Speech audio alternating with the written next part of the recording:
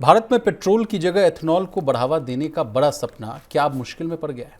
जिन E100 और E85 ईंधनों को लेकर सरकार और ऑयल कंपनियां बड़े बड़े दावे कर रही थी, अब उन्हीं की मांग लगभग खत्म हो गई। हजारों पंप खोलने की योजना पर ब्रेक लग चुका है और सरकार भी E25 को लेकर सावधानी बरत रही है। आखिर ऐसा क्या हुआ कि पूरा प्लान ही धीमा पड़ गया? और जिस तरह से सर अभी हाल फिलहाल में जो पूरे इस देश में सिर्फ एक ही चीज़, एक ही न्यूज़ की जो चर्चा हो रही है सर, कि जो पेट्रोल में इथेनॉल मिलाने वाली जो समस्या है उसको लेकर आदमी दो चार हो रहा है। सोशल मीडिया पर एक वर्ग ये कह रहा है कि हमने ये पेट्रोल डलवाई और उससे मुझे परेशानी हो रही है, सर्विस स्टेशन पर मेरी गाड़ी खड़ी है। और सरकार का पक्ष ये है कि ये सारे दावे जो है बेबुनियाद हैं। एक लॉबी है OMC, जो ऑयल जो है इम्पोर्टर्स की जो एक लॉबी है, क्योंकि एक डेटा तो ये भी है ना सर कि 85 to 89% of the crude oil जितना हमारी नीड है वो हम इंपोर्ट कराते हैं। तो सरकार का तर्क ये है कि ये जो इम्पोर्टर्स करने वाले जो लॉबी हैं ये बड़े मजबूत हैं, ये नहीं चाह रहे हैं कि ऑयल में जो है इथेनॉल मिलाया जा सके। फिर एक तर्क ये भी आ रहा है कि इस देश में जो है सबसे ज़्यादा जो है इथेनॉल का प्रोडक्शन होता है, तो क्यों ना इसको जो है हम लोग जो है अवसर में बदल दें, क्यों हम लोग इंपोर्ट करते हैं इस वजह से। तो इस पूरा रायता है क्या सर, और इसमें सबसे बड़ा स्लो डाउन क्यों देखने को मिल गया सर E85 E100? नहीं, देखिए, सरकार ने 400 आउटलेट E85 E100 के खोले थे देश में कि इनका ट्रायल किया जाए, इनको पायलट मोड में चलाया जाए। लेकिन चूंकि अभी न तो गाड़ियां हैं उस पैमाने पर, चुनिंदा एक दो व्हीकल ही E85 कंप्लाइंट लॉन्च हुए हैं, एक बाइक लॉन्च हुई है और एक मारुति की कार लॉन्च हुई है, वैगनर वाली वैगनआर। उसके अलावा गाड़ियां नहीं हैं, तो डिमांड नहीं है। जब डिमांड नहीं है तो वो जो OMC हैं उन्होंने इनकी संख्या घटाकर 4-5 ही आउटलेट कर दी, ऐसा बताया जा रहा है। और अब इस पूरे मामले में बड़ा स्लो तरीके से चल रहे हैं। सरकार भी थोड़ा स्लो मोड में ही E85 को लेकर या E100 को लेकर या ज़्यादा एथेनॉल वाले वेरिएंट जो पेट्रोल के हैं उनको लेकर सरकार भी थोड़ी स्लो होती हुई दिखाई दे रही है। लेकिन सर पहले तो सरकार ये मान ही नहीं रही थी कि इससे कोई दिक्कत होगी, तो फिर आखिर स्लो क्यों हुई? सरकार आज भी, क्योंकि उसका भी इकोसिस्टम क्रिएट नहीं हुआ, सरकार मान आज भी नहीं रही है। जो नितिन गडकरी साहब बार बार कह रहे हैं कि साहब 22 लाख करोड़ रुपए का की जो लॉबी है वो दरअसल 22 लाख करोड़ रुपए का इंपोर्ट है इंडिया का, जो फ्यूल पर भारत खर्च करता है इंपोर्ट करने पर। तो उनका सीधे तौर पर कहना ये है विशाल कि 22 लाख करोड़ रुपए की एक लॉबी है, वो देश में E20 या उसके हायर जो वेरिएंट है उनको लाने नहीं देना चाहती।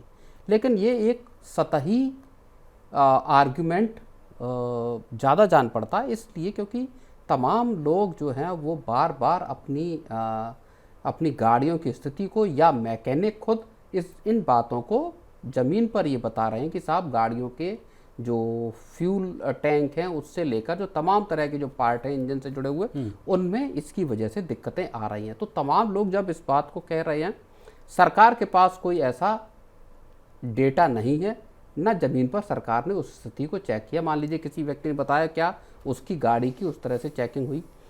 एक मसला ये है, सरकार की तरफ से एक जो प्रेस कॉन्फ्रेंस हुई जिसमें कार कंपनियों ने भी अपनी तरफ से बताया कि साहब गाड़ियाँ एकदम सेफ़ हैं। मारुति की तरफ से आया कि 1.5 करोड़ जो गाड़ियों की हाल की जो जिनकी सर्विसिंग की गई उनमें हमें एथेनॉल रिलेटेड कोई खामी जो है वो नहीं मिली। लेकिन मर्सिडीज बेंज जो विदेशी कंपनी, उसके CEO साहब तो कह रहे हैं कि थोड़ा सा उस पर जो है री-इवैल्यूएशन करिए, थोड़ा सा रीथिंक कीजिए। नहीं, रीथिंक करने की ज़रूरत है।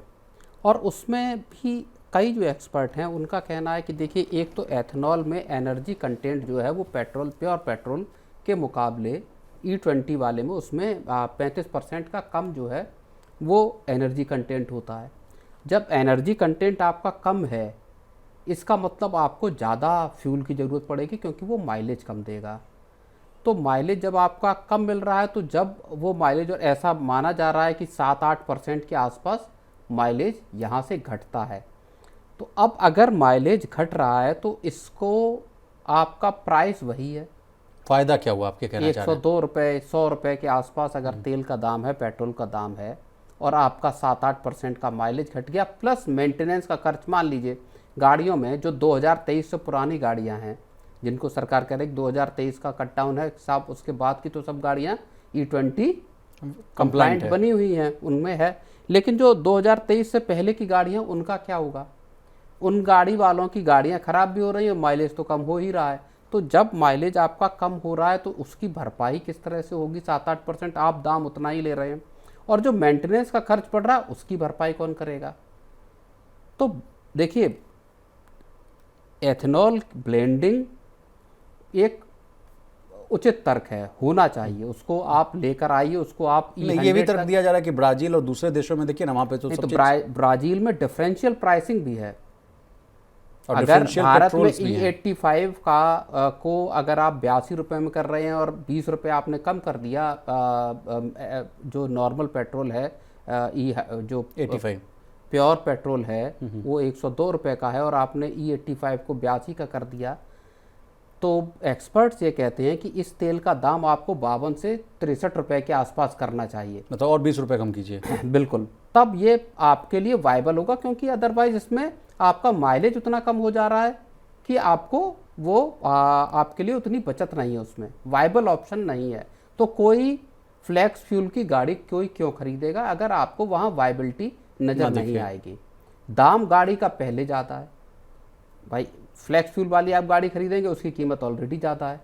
तो ये जो है, और ब्राज़ील में अगर आपके E85 या E100 या उसके लोअर वेरिएंट है तो उनके डिफरेंट प्राइसिंग का भी स्ट्रक्चर है, यानी जिसके पास जिस कंप्लाइंस वाली गाड़ी है उसके लिए उस ऑप्शन को भी लेने का एक विकल्प मौजूद है। ओके। तो या तो आप विकल्प दीजिए, मान लीजिए कि आप ये विकल्प देते कि साहब आप प्योर पेट्रोल भराना चाहते हैं, मेरी गाड़ी मान लीजिए 2022 की या 2021 या 20 की है, और मैं नहीं चाहता कि मैं E20 तेल डलाऊं क्योंकि मुझे लगता है कि मेरी गाड़ी का इंजन खराब होगा, माइलेज कम देगी, तो मेरे पास ये विकल्प होना चाहिए कि मैं साहब पूरा प्योर पेट्रोल ले लूँ, उसी दाम पे ले लूँ जिस दाम पे आप E20 का दे रहे हैं, या E20 का दाम आप कम कीजिए, तो जो प्योर पेट्रोल ले रहा है वो अपना वो ले लेगा, आपका E20 है तो आपका दाम भी उतना कम है। तो जो लोग चाहेंगे, जिन्हें लगेगा कि साहब मैं सस्ता तेल ले लूं, तो उसके लिए हो सकता है वो नई गाड़ी खरीदे। लेकिन सर, जिस देश में काफ़ी लंबे समय से ईवी गाड़ियां मौजूद हैं, इलेक्ट्रिक व्हीकल्स की मैं बात कर रहा हूं, उसके बावजूद अभी भी पूरे देश भर की मैं बात कर रहा हूं, कहीं भी ईवी इंफ्रास्ट्रक्चर नहीं जहां आप जो आकर आराम से चार्ज कर सके, बेधड़क जो है आप उस गाड़ी को लेकर आ जा सकें।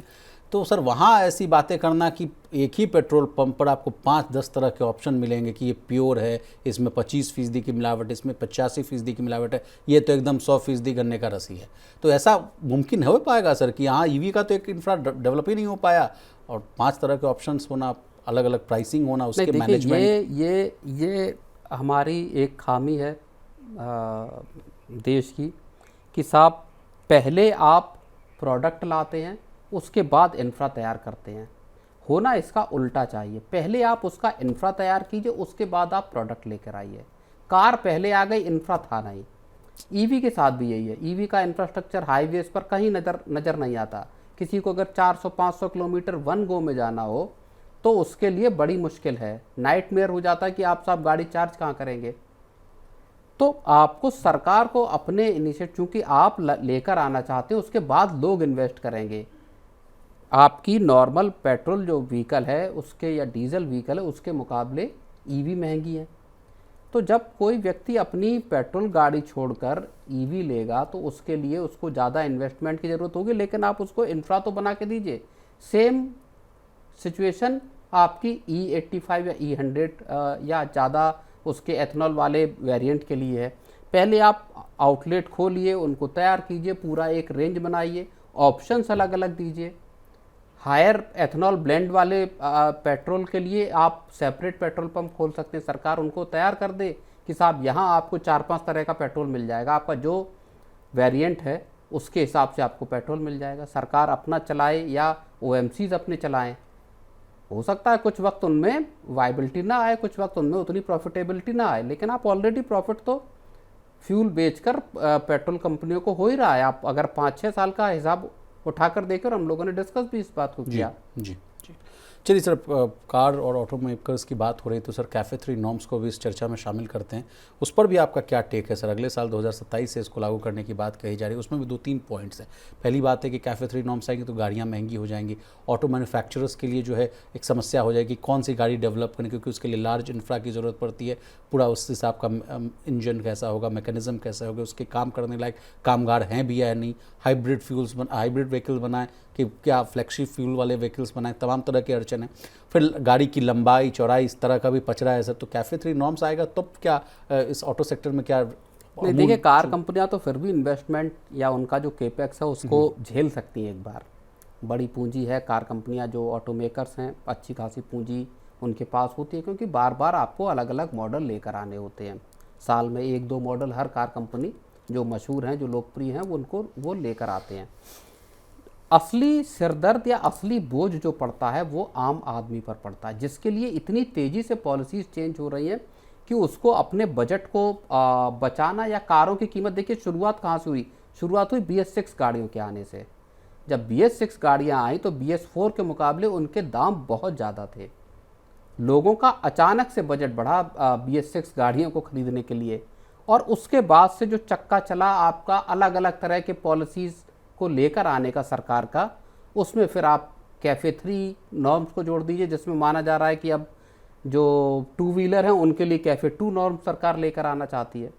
तो फ्यूल एफिशिएंसी है, एमिशन कम होगा, इसको लेकर टारगेट्स हैं सरकार के, अच्छी चीज़ है। लेकिन इस सबका बर्डन कार कंपनियों पर तो पड़ता ही, लेकिन कार कंपनियां सीधे तौर पर इसको पास ऑन करती हैं आम आदमी पर। चाहे फिर ईवी हो, चाहे फिर अब आप लोगों के दिमाग में बड़ा कन्फ्यूजन इस बात का है कि साहब मैं किस तरह की व्हीकल खरीदूं, क्या ईवी लूं? कल को मान लीजिए दिल्ली NCR में जो नॉन ईवी व्हीकल का रजिस्ट्रेशन ही आप बंद कर दें, हो सकता है फ्लेक्स फ्यूल का भी रजिस्ट्रेशन बंद कर दें, सरकार पॉलिसी लेकर आ जाए कि साहब जो नॉन ईवी गाड़ी है उसका हम रजिस्ट्रेशन ही नहीं करेंगे, या उसको चलने की भी परमिशन नहीं होगी। तो इतने तेज पॉलिसी बदलाव हो रहे हैं जिसमें आम आदमी खुद को असहज पा रहा है और ये नहीं सोच पा रहा कि उसका किसी गाड़ी को खरीदने का फैसला क्या हो। विशाल, चलिए, तो इतनी दोहरी मार है सर। जिनके पास पुरानी गाड़ियां हैं वो डर रहे हैं कि कौन सा पेट्रोल डलवाएं ताकि उनकी गाड़ी सही सलामत रहे, और अगर नई गाड़ी मान लीजिए सोच रहे हैं लेने की प्लानिंग कर रहे हैं तो उस लेवल पर भी पॉलिसी को लेकर भी इतनी अनसर्टेनिटी है कि ईवी लें, फ्लेक्स फ्यूल वाला लें, हाइब्रिड लें, कि कौन सी गाड़ियां लें। ईवी लेने के कोई सोचता तो उसके पास इंफ्रा का अभाव है। कोई दिल्ली से अगर आगरा जाना चाहता तो उसके दिमाग में सबसे बड़ा खटका यही है कि मैं चला गया तो वापस लौट कर नहीं जा पाऊंगा, कहाँ पर उसको चार्ज करना है। सेम डे अगर आपको जर्नी करनी है तो पूरे के पूरे आप हाईवेज देख लीजिए। मुझे ट्रैवल करता हूँ तो कहीं हाईवे पर कहीं आपको जगह नहीं दिखाई देती जहाँ 5-6 आपको जगह पर ईवी के चार्जिंग इंफ्रा हो। तो आप पहले एक एक्सटेंसिव इंफ्रा क्रिएट कीजिए, कम से कम जो मेट्रो सिटीज है, पायलट प्रोजेक्ट के तौर पर भी तो शुरू करिए। नहीं, कम से कम मेट्रो जो शहर हैं उनसे 200-400 किलोमीटर की रेंज तक आपके पास एक व्यापक इंफ्रा होना चाहिए इन तमाम चीज़ों का। फिर टियर 2 टियर 3 शहरों की आप बात कीजिए कि अब हम वहाँ खोलेंगे, लेकिन कम से कम जो मेट्रो में जो सबसे ज़्यादा गाड़ियाँ जहाँ बिक्री होती खरीदी जाती हैं उन एरियाज़ के लिए, जहाँ आप सबसे ज़्यादा नॉर्म्स भी लेकर आते हो, ग्रैब के नॉर्म्स ये इस तरह के इन्हीं शहरों में आते हैं।